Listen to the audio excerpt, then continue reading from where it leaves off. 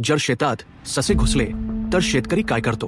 त्यांना हाकलून देतो, बरोबर, कारण ससे पिकांची नासाडी करतात. ऑस्ट्रेलियामध्ये तर सशांनी इतका धुमाकूळ घातलाय की सरकारने त्यांना नॅशनल दुश्मन घोषित केलंय. पण चीनने मात्र उलटच केलंय. चीनने त्यांच्या एका भयानक वाळवंटात 1-2 नाही तर तब्बल 40 लाख ससे आणून सोडले. लोक हसले, म्हणाले चीन वेडा झालाय का? वाळवंटात ससे काय करणार? पण 30 वर्षांनंतर जे घडलं ते पाहून आज जग तोंडात बोटं घालतंय. ज्या वाळवंटात गवताची काडी उगवत नव्हती तिथे आज हिरवं जंगल उभं राहिलंय.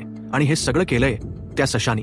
नेमकं काय घडलं? सशांनी वाळवंट कसं बदललं आणि यातून चीनचे शेतकरी करोडपती कसे झाले? चला हा अद्भुत किस्सा जाणून घेऊया. ही गोष्ट आहे चीनच्या कुबूची वाळवंटाची.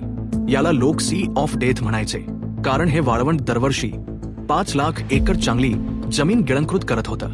वाळूची वादळं इतकी भयानक होती की तिथे राहणं अशक्य होतं. सरकारने तिथे झाड लावण्याचा प्रयत्न केला, पण झाड मरायची. मग वुग वेनबियाओ नावाच्या एका माणसाने तिथे विलो नावाची झाड लावायला सुरुवात केली. हे झाड कमी पाण्यात जगतं, पण एक मोठी अडचण होती.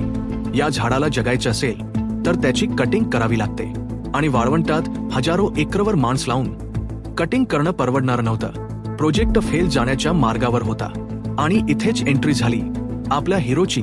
ससा वुंगने एक जुगाड केला. त्याने तिथे साधे ससे नाही तर रेक्स रॅबिट्स सोडले. का? कारण या सशांना विलो झाडाची कोवळी पानं आणि फांद्या खायला आवडतात. एक ससे झाडाची खालची पानं खाऊ लागले, त्यामुळे झाडाची नैसर्गिक कटिंग झाली आणि झाडं जोमाने वाढू लागली. 2 सशांनी खाल्लेलं गवत पोटातून बाहेर आलं, जे वाळवंटासाठी उत्तम खत बनलं. 3 आणि सर्वात भारी गोष्ट, सशांच्या विष्ठेतून गवताचे बी पुन्हा जमिनीत पडले आणि तिथे आपोआप गवत उगवायला लागलं. म्हणजे जे काम करायला मशीन्स आणि माणसांना करोडो रुपये लागले असते ते काम या सशांनी फुकटात केलं.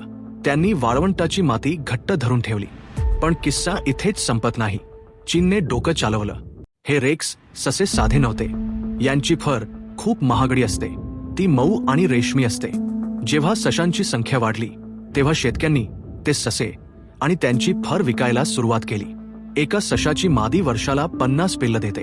विचार करा, वाळवंटातले गरीब लोक जे गाव सोडून पळाले होते ते परत आले आणि या रॅबिट फार्मिंग मुळे श्रीमंत झाले. आज तिथे 2000 पेक्षा जास्त रॅबिट फार्म्स आहेत. तिथे आता फक्त ससे नाहीत तर सोलर पॅनल्स सुद्धा लावले आहेत.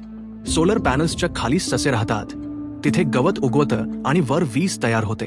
चीनने एकाच दगडात 3 पक्षी मारले, वाळवंट संपवलं, वीज बनवली आणि लोकांना श्रीमंत केलं.